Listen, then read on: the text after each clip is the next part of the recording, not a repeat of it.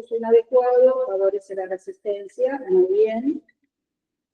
Además, genera efectos adversos innecesarios para el paciente que recibe mal el antibiótico, interacciones y finalmente los costos. Inmunización del personal, después ya les va a dar la clase de vacunas y ahí van a saber cuáles son las vacunas que ustedes deben recibir. Higiene hospitalaria, si el lugar donde uno trabaja no está limpito, poco podemos lograr, y la educación que debe ser una educación continua. Entonces, si nos metemos directamente en lo que tiene que ver con la prevención de las infecciones, que es la higiene de manos, hay que considerar que la piel tiene dos tipos de flora importantes. La flora endógena puede ser residente o colonizante, que es la flora más profunda. Estos microorganismos están muy profundamente arraigados en la piel y por más que nos limpiemos y lavemos las manos como corresponde, no se van a ir, forman parte de la piel. Por lo tanto, toda higiene de manos no nos transforma la mano en estéril, sino lo que hace es sacar la mayor cantidad de inóculos posibles de la flora que ahora vamos a ver ahora, que es la flora superficial. No son removibles y compartimos todos los seres humanos más o menos los mismos patógenos, como ustedes ven allí, que forman parte de esta flora que es profunda. Y luego está la flora transitoria o superficial, que a esto apunta la higiene de manos, donde acá los microorganismos van a ser distintos, lo que tiene el personal de salud va a ser distinto a lo que tiene la comunidad, y va a depender de la flora que predomina en el centro donde uno trabaja. Aquí lo que sirve esta flora es la encargada de permitir transmitir los gérmenes por contacto, y esta flora es fácilmente removible por la higiene de manos. Al friccionar una mano contra la otra, permite esa fricción mecánica despegar esta flora superficial, y si el jabón además es microbicida o antiséptico, destruye esa flora superficial. Ahí ven algunos de los ejemplos que forman parte de esta flora y que ya, insisto, va a depender del lugar donde uno trabaje, cuáles son los genes que predominen. Entonces, siempre se dice que el primer eslabón para la higiene de manos, para prevenir las infecciones, es la higiene de manos, que reduce notablemente, como ya hemos visto, la mortalidad, porque reduce notablemente la tasa de infección hospitalaria. Y cuando hablamos de higiene de manos, tenemos que ver la clasificación que hay. Hay distintas clasificaciones. A mí me gusta reducirla a 3. Una de ellas es el lavado de manos social, que es el lavado que uno hace en la casa, donde el lavado incluye agua y jabón de tocador, y en este caso no tiene acción microbicida. Por eso lo único que hace es remover la suciedad de esa flora transitoria sin acción bacteriana o virocida, etc. Es decir, que solamente tiene acción cosmética, limpieza.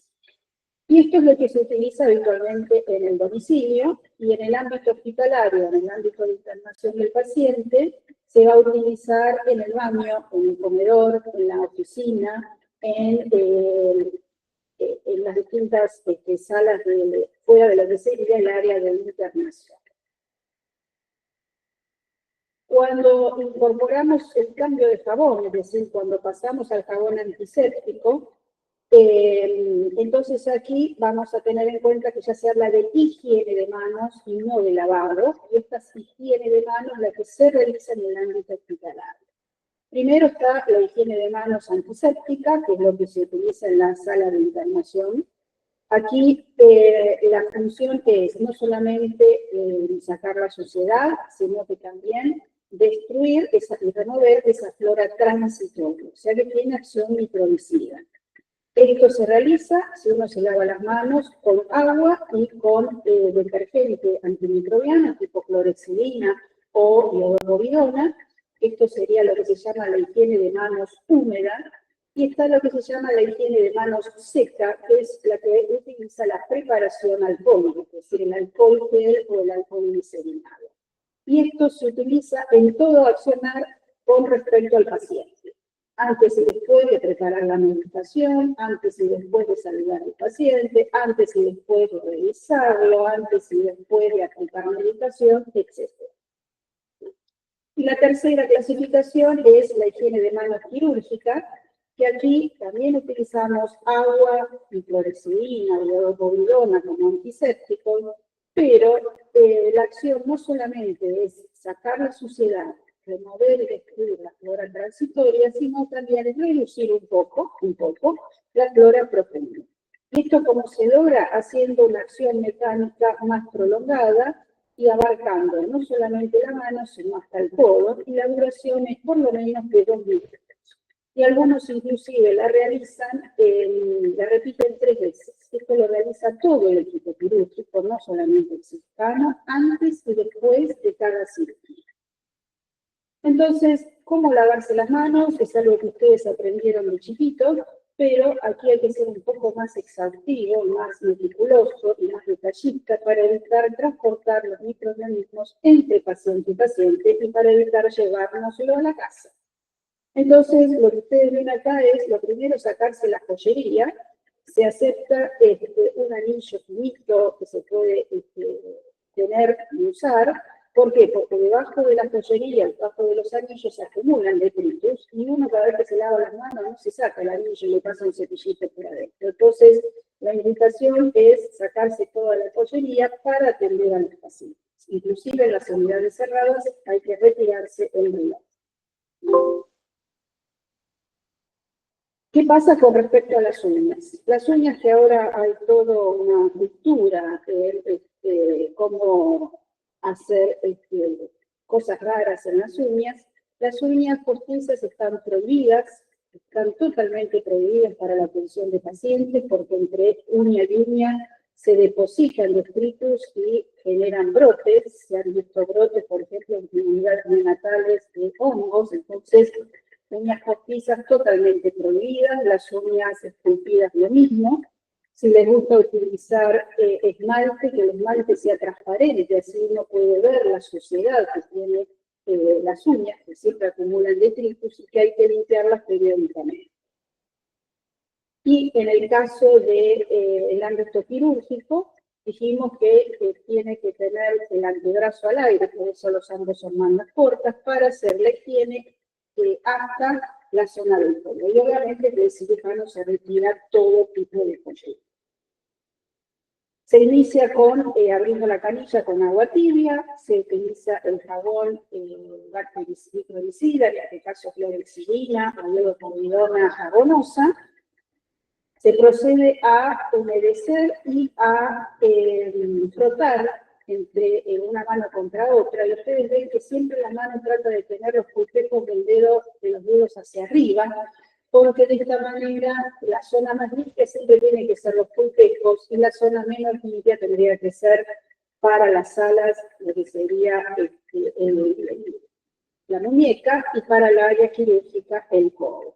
Entonces la fricción se hace siempre con las manos hacia, los dedos hacia arriba. Esta fricción, que en el caso del área clínica va a durar 15 segundos, en el área de quirófano va a durar por lo menos 2 minutos, como dijimos.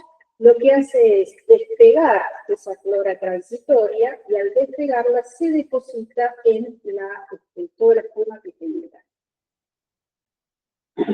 Dijimos hasta la muñeca en las alas, y en el caso del área quirúrgica se va a realizar hasta el codo. Esta fricción es tan meticulosa en el área quirúrgica que se realiza cara por cara en los distintos dedos y después se va a realizar en la mano, como dijimos, hasta el codo.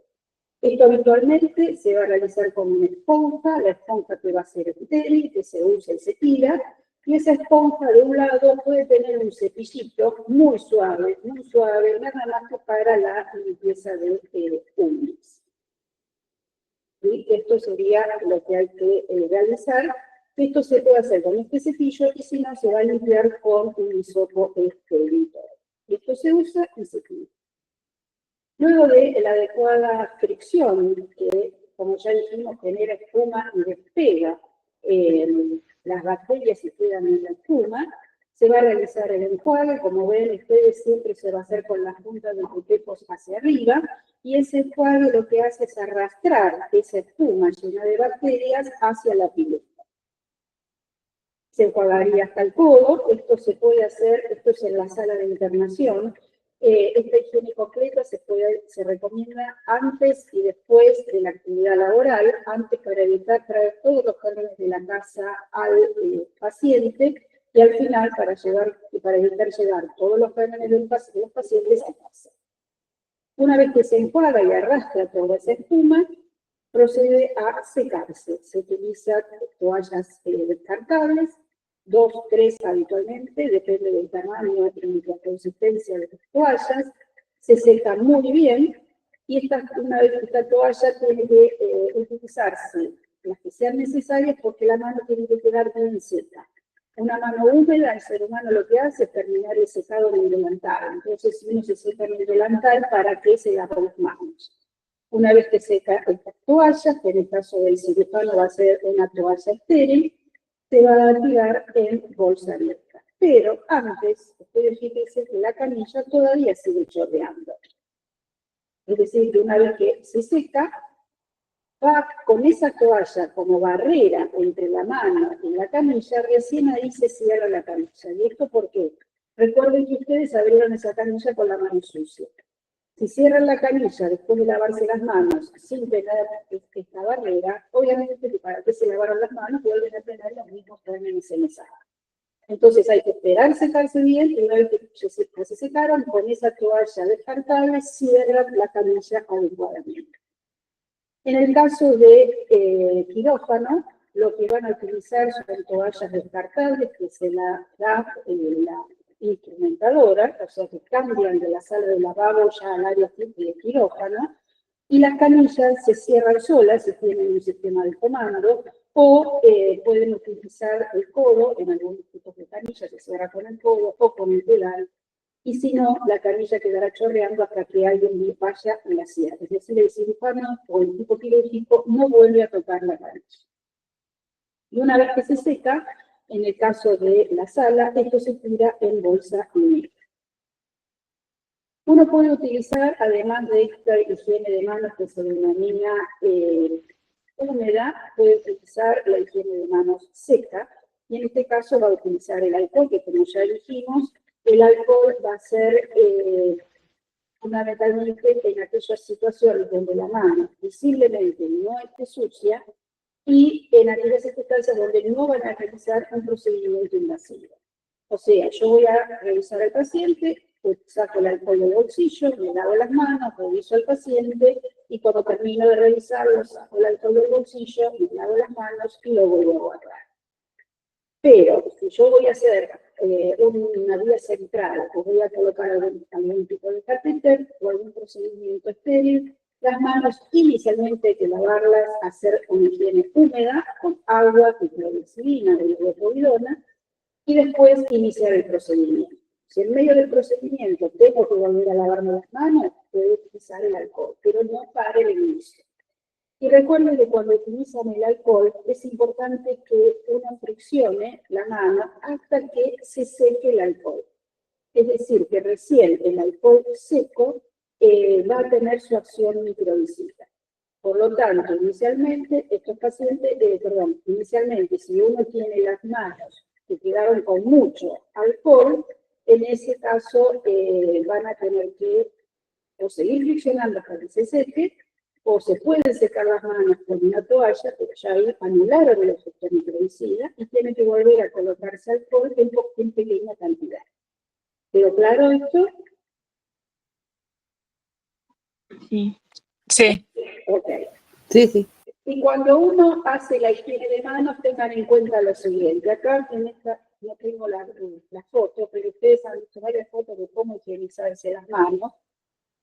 Hacerlo por Zoom, la verdad que no se puede, pero vayan haciéndose la idea que uno cuando abre la canilla o se coloca el alcohol en las manos, que es lo primero que hace, desparrama. Entonces fricciona desparramando bien por toda la mano.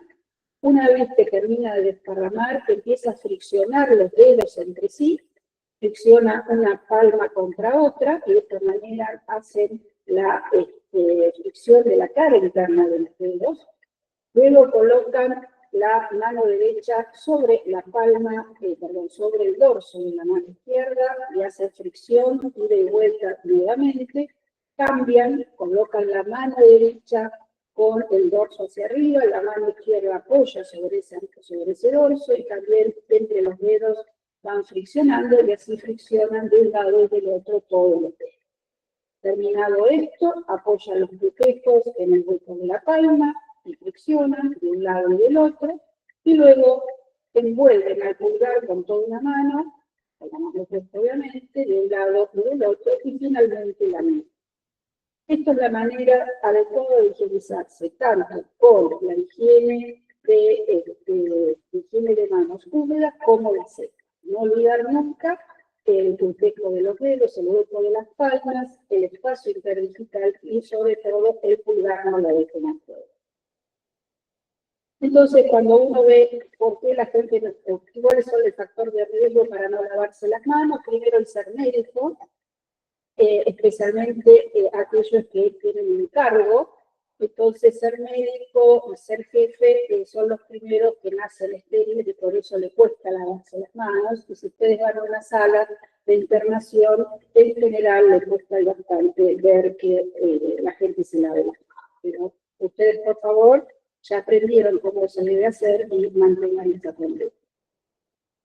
¿Alguna pregunta hasta acá?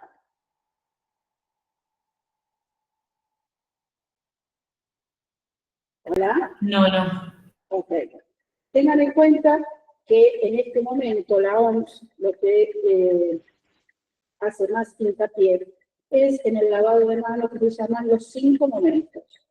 En el caso de los 5 momentos, ¿qué significa? Que uno debe lavarse las manos todo el tiempo para la atención del paciente, pero en general cuesta cambiar las conductas y cuesta que la gente se lave las manos. Entonces la OMS dice, por favor, aunque sea, lávense las manos en estos 5 momentos. ¿Y estos 5 momentos cuáles son? Antes y después de la atención del paciente, antes de realizar cualquier procedimiento, antes de, yo diría antes y después, pero ellos dicen nada más que antes de realizar cualquier procedimiento, después de haber estado en contacto con el entorno del paciente, es decir, yo entro a la habitación del paciente, manejo el monitor, le tomo los controles, o no lo manejo el monitor, o acomodo algo, no toco al paciente, como dice habitualmente, eso significa que se aleja de la habitación sin lavarse las manos. Eso está totalmente probado que uno lleva gérmenes porque el entorno del paciente tiene los mismos gérmenes que el paciente y actualmente también el paciente anterior si no hubo una higiene del sector. Entonces, después de estar en contacto con el entorno del paciente, siempre lavarse las manos y hacer higiene de manos y siempre hacer la higiene si estuvo en contacto con material biológico. Entonces, los 5 momentos, antes y después de la atención del paciente, antes de cualquier procedimiento, después de estar en contacto con el entorno del paciente y después de estar en contacto con material biológico. Esos son los 5 momentos de lavado. Entonces, pasamos ahora a precauciones. Cuando uno atiende pacientes, la higiene de manos forma parte de todas estas precauciones, pero uno sabe que es el primer eslabón y lo principal que uno debe realizar siempre para bajar notablemente la tasa de infección. Pero para atender al paciente nosotros debemos manejarlo con lo que se llama precauciones estándares y precauciones de aislamiento.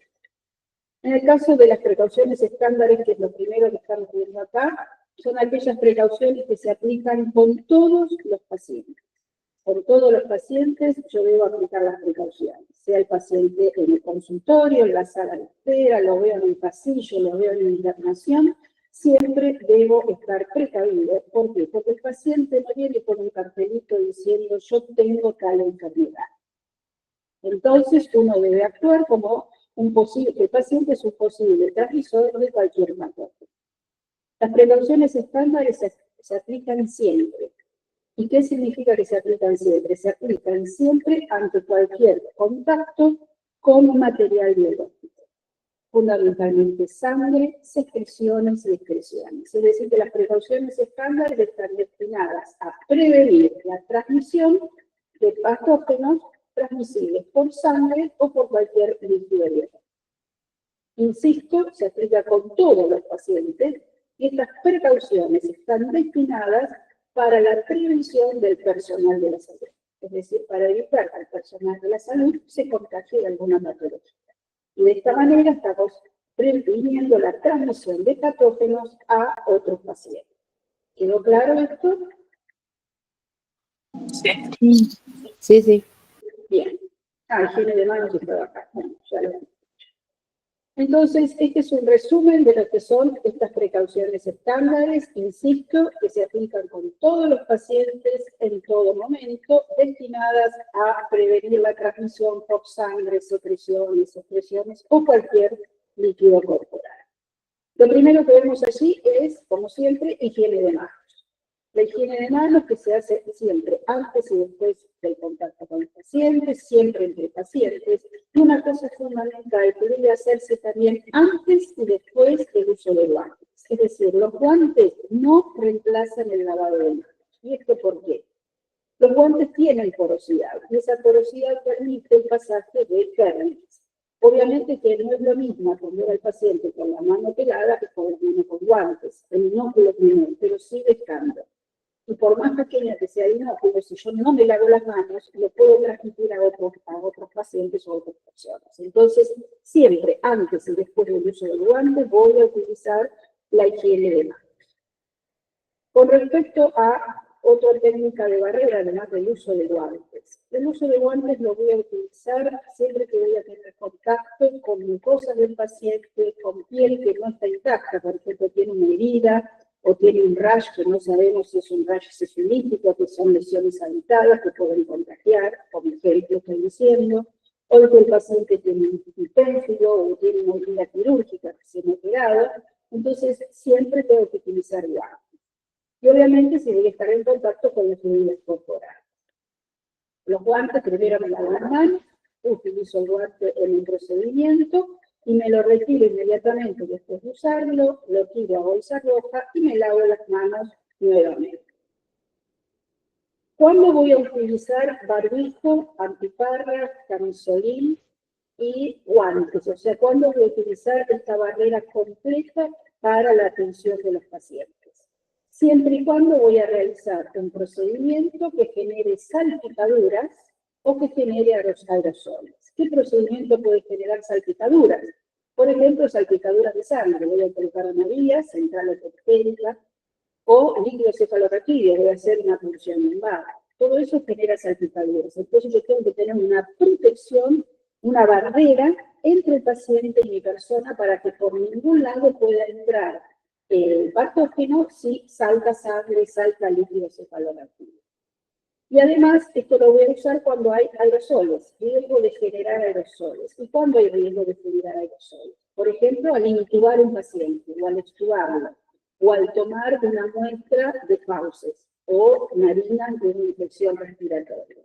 En esos casos, yo voy a usar una barrera, que insisto, es el camisolín, antiparras, barbijo y guantes. Recuerden que la conjuntiva del ojo es una excelente zona de absorción. Y por más que si cae una gota de cualquier líquido biológico allí con cualquier patógeno, rápidamente va a ser absorbido. Entonces, uno utiliza la antiparra por más que utilicen el antiparra. Y esta barrera va a ser estéril o no estéril, depende del procedimiento. Voy a colocar una vía central, tiene que ser estéril. Voy a tomar una muestra, no necesita ser estéril. Voy a intubar o extubar al paciente, no necesita ser estéril. Pero esta barrera debe existir en esta situación. Con respecto al cuidado de la tos, el cuidado de la tos significa que todo paciente que tose o estornude, o inclusive el personal que puede estornudar, tiene que taparse la boca. Porque la boca, si uno estornuda o tose y no la cubre, hay lo que se llama una dispersión a los 4 vientos de tanto las gotas de flujo como los aerosoles, y hay una dispersión de los gérmenes también a los 4 vientos. Hay que cubrirla, se puede cubrir con la mano, si se la cubre con la mano, me puede lavar la mano inmediatamente porque no se me descarga.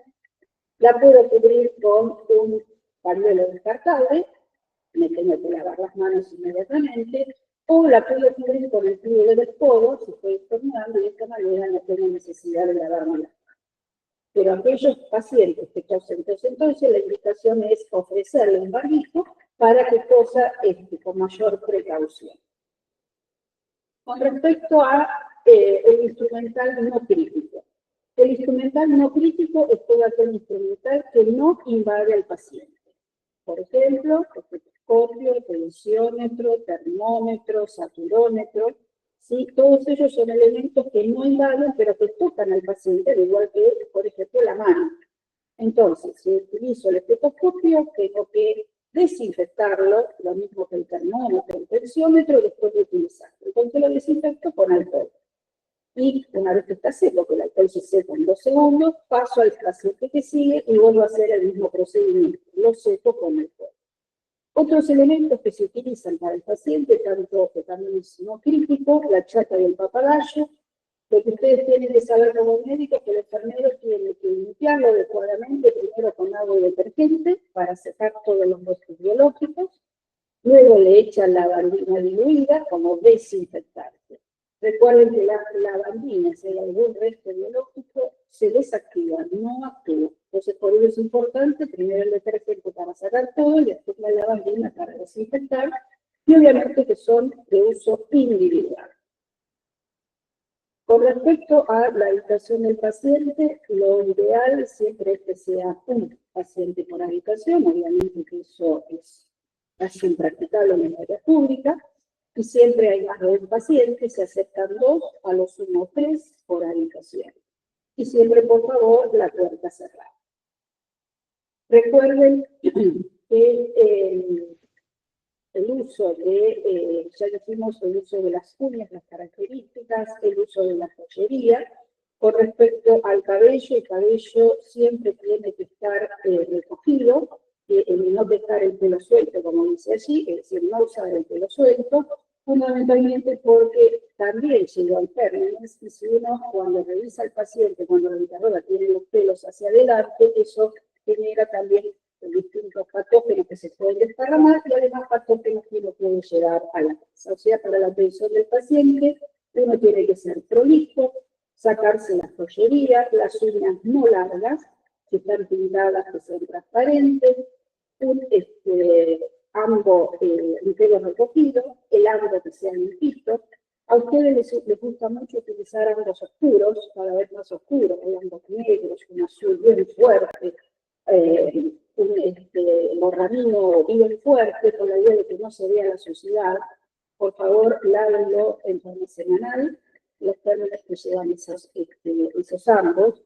Y la otra cosa importante, a ustedes les gusta venir con ambos de color, es decir, si ustedes utilizan el ambo como ropa de calle, no sirve para la atención de pacientes, porque llegan y traen patógenos de su casa al hospital, y los del hospital los llevan a su casa.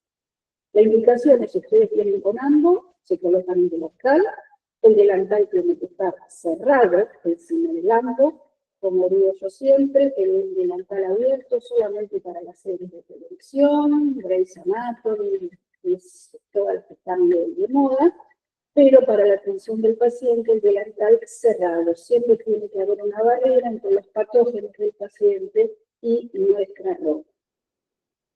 Si por el contrario, ustedes vienen con ropa de calle, tienen un blocker, un ambo, y se cambian acá, perfectamente se cambian en el centro de salud, perfectamente pueden utilizar ese ambo para atender al paciente. Pero si no, el delantal es. Y la otra cosa importante son los accidentes laborales, uno ve sobre todo que aumenta cuando empieza la residencia. Entonces tengan en cuenta que en esa aguja significa que está totalmente prohibido reencapuchar una aguja. Yo estoy utilizando la aguja para sacarle sangre al paciente, tengo la aguja chorreando una gotita de sangre, ¿qué hago con esa aguja para no pincharme yo ni los demás que están alrededor y van a recoger la basura? No es reencapuchar, sino que la indicación es utilizar estos contenedores que, como ustedes ven ahí, tienen un agujero y unas rayas a los costados. Si yo esa jeringa la vacié, tenía sangre, y la vacié en un hemocultivo, no necesito la aguja, no necesito la jeringa, bueno, vuelvo todo eso del agujero del contenedor y queda en este contenedor que es rígido y por lo tanto no va a pinchar a nada. Si necesito la sangre para trasladarla al laboratorio, porque quiero hacer gases en sangre, y esa aguja no la voy a usar para trasladar, lo que hago es enganchar la jeringa en esa ranura y la aguja cae adentro del contenedor. En esa jeringa le coloco un tapón que habitualmente viene en la farmacia, que cada sobre tiene un sobrecito como si el tapón, o sea que perfectamente le colocamos un tapón. Y recuerden que para el traslado de las muestras siempre hay que hacerlo con triple envase. El primer envase es la jeringa, el segundo envase va a ser un plástico, puede ser, por ejemplo, colocado dentro de un guante, y el tercer envase va a ser la caja o el estuche en donde la voy a traer. Siempre va en un triple envase, ¿por qué? Porque si la estamos trasladando, habitualmente lo traslada el R1 o el familiar, lo traslada bajando la escalera, sale del ascensor, se tropieza, cae, no hay un riesgo biológico para el bebé. Entonces, siempre este envase contacto. Y estos contenedores que contienen tanto todos los elementos punzantes como cortantes, por ejemplo el bisturí, una vez que están llenos se tapa y se tira obviamente en bolsa roja.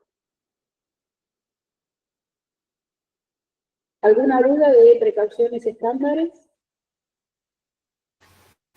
No, todo bien, gracias. Bien, precauciones entonces de aislamiento.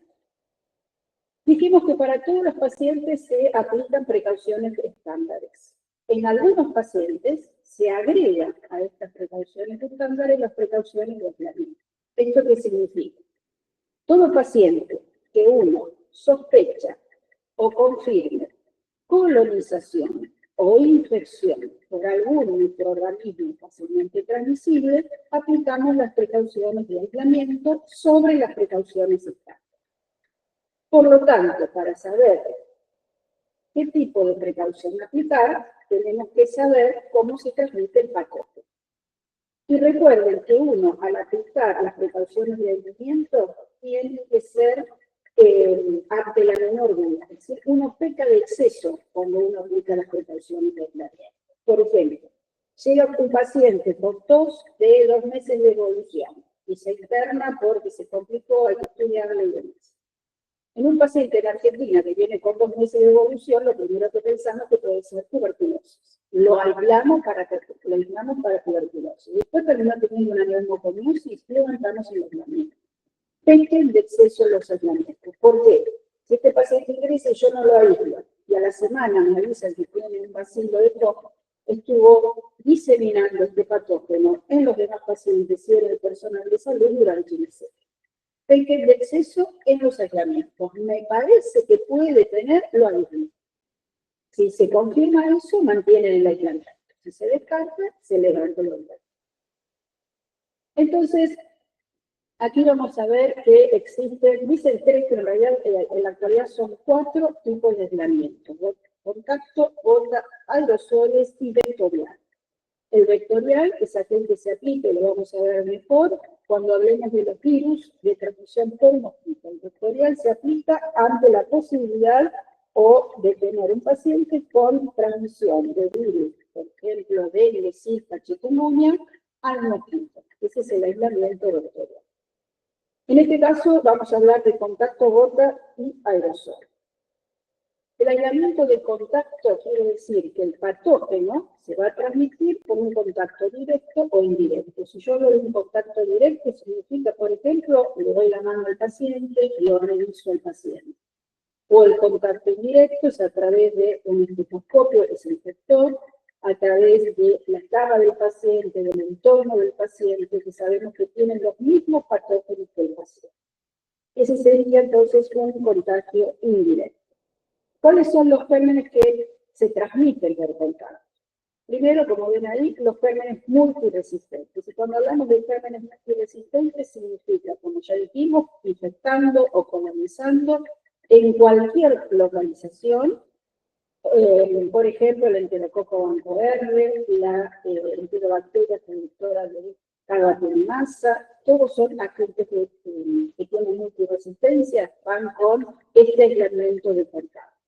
Lo mismo si el paciente tiene diarrea, si tiene alguna lesión cutánea, La conjuntivitis viral aguda, la conjuntivitis viral es altamente contagiosa y altamente genera morbilidad.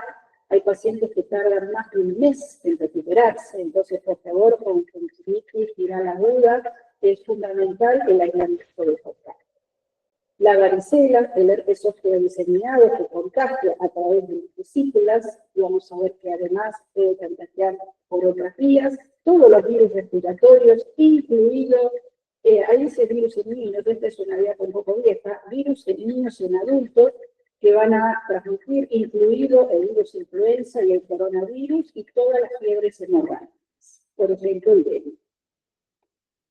Todo siempre sobre las precauciones estándares se aplica este aislamiento de contacto. El aislamiento de contacto, ¿qué significa? Habitación individual, siempre va a ir con puerta cerrada, una vez que uno ingresa, en el baño hace el lavado de manos, una vez que hace la higiene de manos, se coloca el camisolín, como ustedes ven allí, el camisolín, luego se van a colocar los guantes. Y colocar el camisolín y los guantes por encima del camisolín significa que los guantes tienen que estar cubriendo el puño del camisolín y no puede haber espacio de piel libre entre el guante y el camisolín porque son todas zonas donde se va a volver el patógeno. Reviso al paciente, así vestidos, hago el procedimiento que tienen que hacer con el paciente, luego esto se descarta, y esto de descartar obviamente que no es tan así. En el hospital, una vez el paciente está con un aislamiento de contacto, por ejemplo, que tengo una KPC, antes de salir, obviamente que sí, los guantes los vamos a tirar en la bolsa roja, pero el camisolín se va a reusar. Y en el caso del reuso significa que lo voy a sacar con tal cuidado que no voy a tocar la cara interna del camisolín, que se supone que es la zona que está en contacto con el ando o el delantal del personal, y que se supone es la que no tiene la KPC, sino que todo el exterior del camisolín tiene la KPC. Me lo saco con mucho cuidado y lo cuelgo en un perchero, de tal manera que esté hacia la pared, donde está apoyado el perchero, la parte externa con la KPC, y hacia la persona que quiere colocárselo, la parte interna del camisolín. Si ustedes ven un camisolín encima de otro, hacen un bollo y lo tiran. Si ven que está fuera de un perchero, tiraron a un lado, hacen un bollo y lo tiran. Un perchero, un camisolín. El área externa hacia la pared y el área interna hacia mi persona para que yo pueda colocarme ese camisolín desde la parte interna sin tocar el exterior. Aquí se reduce el camisolín y se tira, se descarta una vez por turno, o sea, 3 veces por día. En los lugares que pueden, se usa y se tira en el mismo momento. Una vez que descarto los guantes, descarto el camisolín, lo que voy a realizar es el lavado de manos y cierro la puerta para irme. Tengan en cuenta lo siguiente, acá representa el aislamiento de contacto, donde vemos siempre la higiene de manos antes y después, el uso de la barrera, que en este caso es guante y camisolín, el uso de todos los elementos no críticos que tienen que quedar dentro de la habitación, el estetoscopio, el tensiómetro, ¿cómo se llama? El saturómetro tiene que quedar dentro de la habitación. Recién se retira cuando el paciente se va de alta. Y si esto no puede ocurrir, porque en algunos lugares en este hospital se proban las cosas, entonces si debemos sacarlo de ahí, debemos hacer una excelente desinfección de todo el estetoscopio, muy bien de todo el tensiómetro con alcohol, dejar que se seque y después podemos volver a utilizar. Tener en cuenta que la habitación del paciente tiene que aislamiento, siempre es individual, y en el caso del contacto es la única situación, la única, que se puede hacer lo que se llama cohorte. Y cohorte, con H en el medio, significa que más de un paciente, o sea, 2 pacientes con el mismo germen, por ejemplo, 2 pacientes con enterococo bancoerre con la misma resistencia, pueden estar en la misma habitación. Pero esto, insisto, es la única situación. Pasamos a aislamiento de gota, donde el patógeno se va a transmitir cuando uno habla, tose o estornuda, sale con las gotitas de flush. Y acá va a salir con las gotitas de flush y con aquellos elementos que midan más de 5 micrones y quedan suspendidos dentro de esas gotitas de flush y caen con las gotitas. Es decir, que estos patógenos más o menos pueden viajar 1 metro, 1,5 metros, y luego caen en el entorno del paciente, al igual que cae la gotita de flush por el peso que tiene. Primero, toda enfermedad invasiva por el Haemophilus influenzae y el meningococo van a necesitar aislamiento de gota. Como ustedes ven, son 2 ejemplos importantes de productores de meningitis. Una vez que uno considera que un paciente tiene meningitis, le indicamos el aislamiento de gota y después vemos cuándo lo levantamos. Pero fíjense, el meningococo no tiene esta indicación de aislamiento de gota, excepto, como ven acá, el neumococo resistente. ¿Y esto por qué? El neumococo actual, es decir, el sensible a la penicilina, y el resistente lo mismo, tienden a colonizar las fauces. No se transmite ni por gota ni por aerosoles a otras personas. Es decir, que un paciente con una neumonía por neumococo no contagia.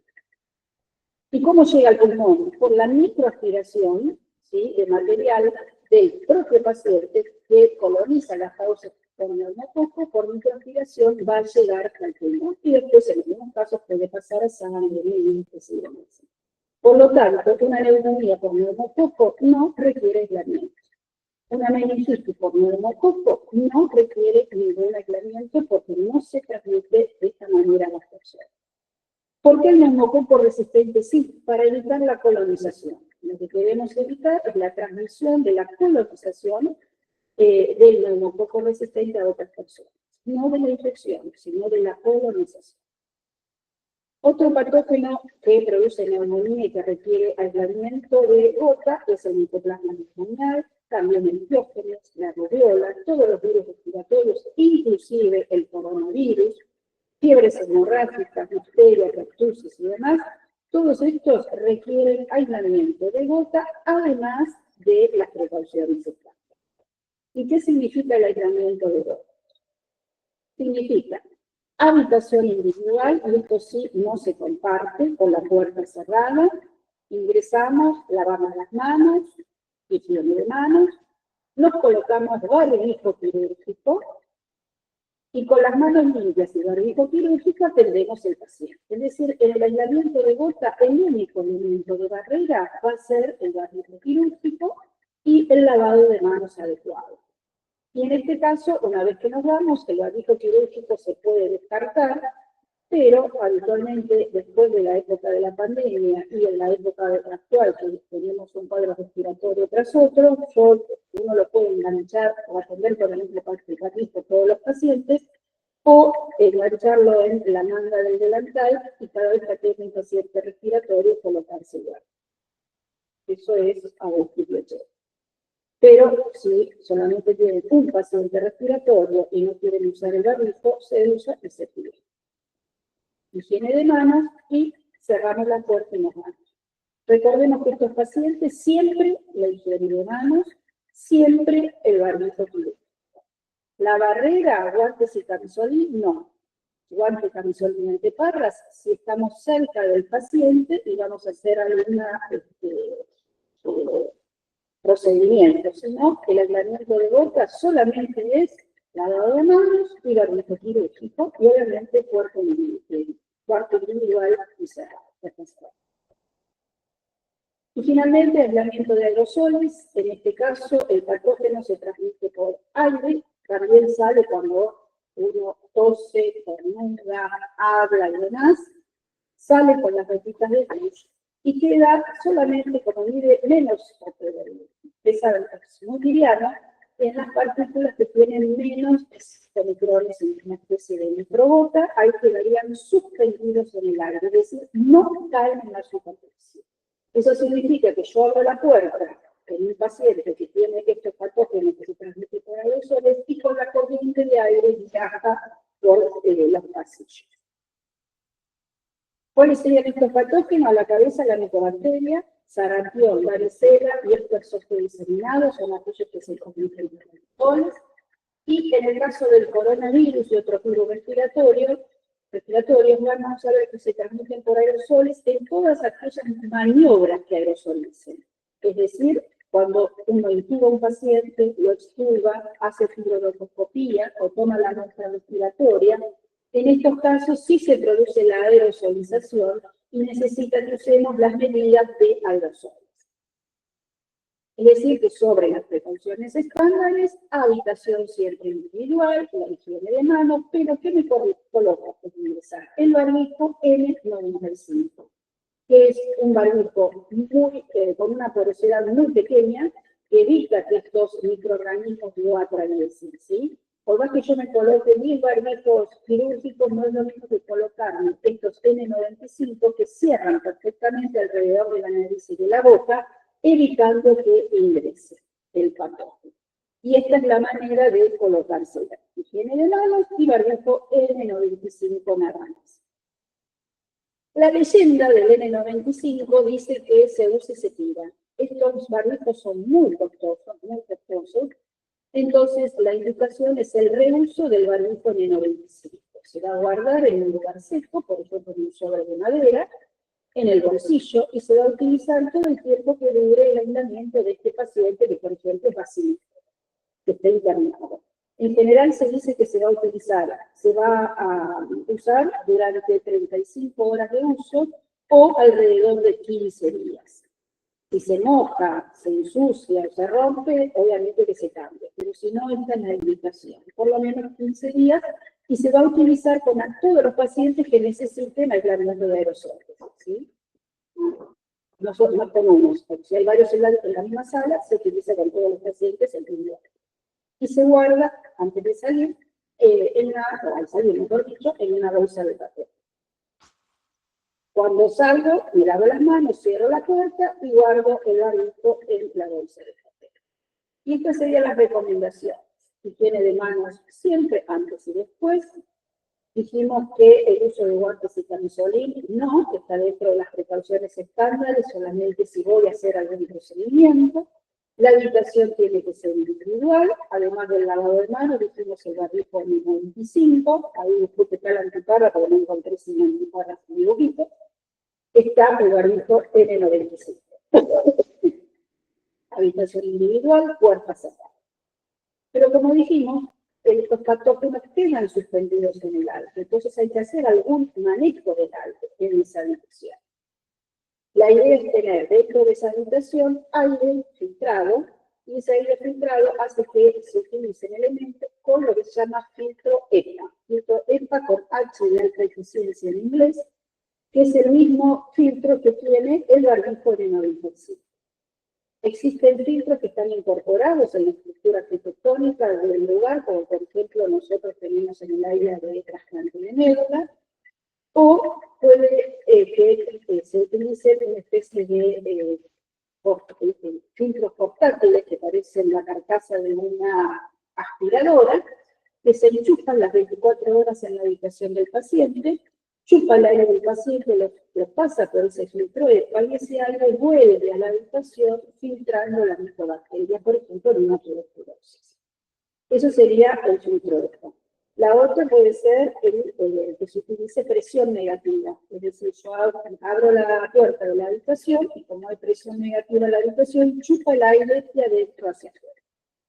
Nosotros no tenemos este sistema. Si lo tiene el MUNIS, se supone que el MUNIS tiene una sala que tiene filtro EPA y presión negativa. El filtro es importante. La presión negativa es un ayudante que no es fundamental, digamos, del área, pero siempre ayuda.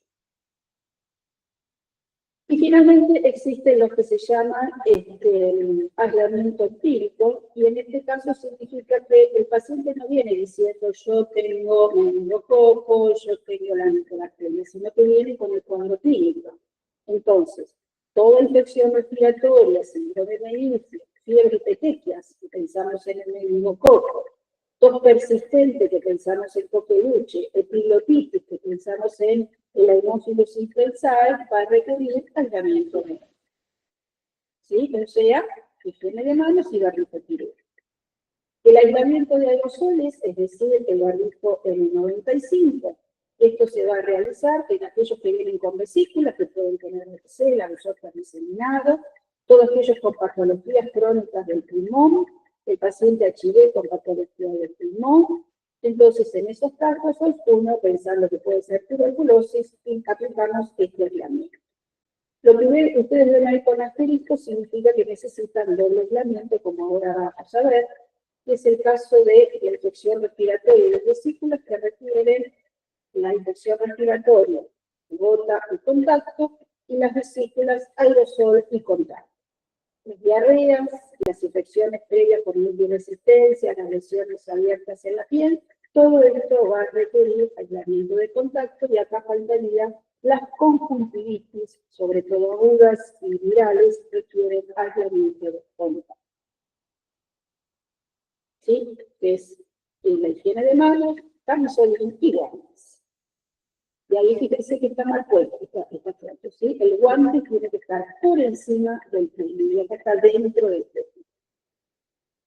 Entonces, recordemos los dobles aislamientos: contacto y gota, infección respiratoria, ya sea en niños, pero también obviamente en adultos, y contacto y aerosol, las vesículas. Para terminar, la infección hospitalaria, la higiene hospitalaria, ustedes como médicos que deben saber, miren qué hermoso lugar, cómo brilla. Esto brilla gracias a que se utiliza el sistema de doble trapo, doble balde, un trapo y un balde para el detergente, y luego un trapo y un balde para desinfectar con la lavandina. Totalmente, totalmente prohibido en las áreas de internación todo lo que levante polvo. Cepillos, escobas, plumeros, es decir, ustedes tienen que ver que en las salas de internación no utilicen esto, sí el trapo o la mopa y el balde. Y jamás baldear en la habitación, en las salas de internación. Y por último, hablamos de los residuos. Ustedes deben saber que los residuos se van a clasificar en residuos comunes, que es la típica bolsa negra, que se tira en el área de la salud, se tira todo lo que ustedes tiran en su casa, todo lo que tiene que ver con los alimentos, las cajas, los blisters, la toalla de papel que usamos para lavar las manos, todo va a ir en bolsa negra. Luego están los desechos peligrosos, biológicos, patogénicos o peligrosos. Esto sería la bolsa roja. Y en esta bolsa roja se tira todo lo que se utilizó con el paciente y que tiene restos biológicos del paciente. Todo material descartable, el recipiente punzocortante bien tapado, todo lo que salga de quirófano, lo que salga de anatomía patológica y lo que salga del laboratorio y de los tratamientos va a ir en bolsa roja. Luego está la bolsa amarilla, que es lo que maneja todos los elementos radioactivos, por ejemplo, en el área de medicina nuclear. Todo esto lo descarga el Sistema Nacional de Energía Atómica, que se llevan los elementos y medicamentos que nos corresponden. Y la bolsa verde, que sería todos los materiales descartables y reciclables, ¿no? Pueden estar con plástico y demás, que no tengan restos biológicos, que se lo lleva el cartón. La bolsa negra se lo lleva la empresa que pasa por el lugar. La bolsa roja, todo centro de salud contrata a una empresa que maneja la bolsa roja. La empresa cobra por kilo de peso, por lo tanto es fundamental que en la bolsa roja se tire todo lo que corresponda y no tirar elementos que no correspondan, porque todo pesa y todo se cobra por peso. Y esta empresa lo traslada en camionetas que dice residuo peligroso hacia la provincia. En la provincia hay descampados y estas empresas manejan de distintas maneras de material biológico. Este material biológico puede ir a grandes hornos pirolíticos con una mezcla del humo, que llegan a 1500 grados, queman todo y lo transforman en ceniza. Entonces esta ceniza puede ir al relleno sanitario, al relleno donde va toda la basura habitualmente, excepto que tenga metal pesado, que a alguien se le ocurrió tirar pilas, o a alguien se le ocurrió tirar los termómetros de mercurio en bolsa roja, o otro elemento que tenga metal, y se incineró todo junto, y esa ceniza tiene más de 2% de metal pesado, no puede ir al relleno sanitarios, sino que tiene que ir a grandes contenedores. Estos grandes contenedores se almacenan en gigantes galpones, uno encima del otro y uno al lado del otro, y bueno, no sabemos hasta cuándo se van a seguir almacenando. La otra manera es que estas bolsas se coloquen en grandes autoclaves, con lo cual se pierde todo el producto biológico y esto quedaría perfecto para ser eliminado en el relleno sanitario, pero el producto se mantiene en el producto. El hospital tiene, la empresa que está contratada, y tiene hornos, o sea que todo se degrada a ceniza. Bien, esto sería entonces lo más importante. Recuerde ser limpitos y saber los procedimientos que vienen. ¿Alguna duda? No. Bueno, chicos, estudien. Chao, chao. Gracias. Muchas gracias. Gracias.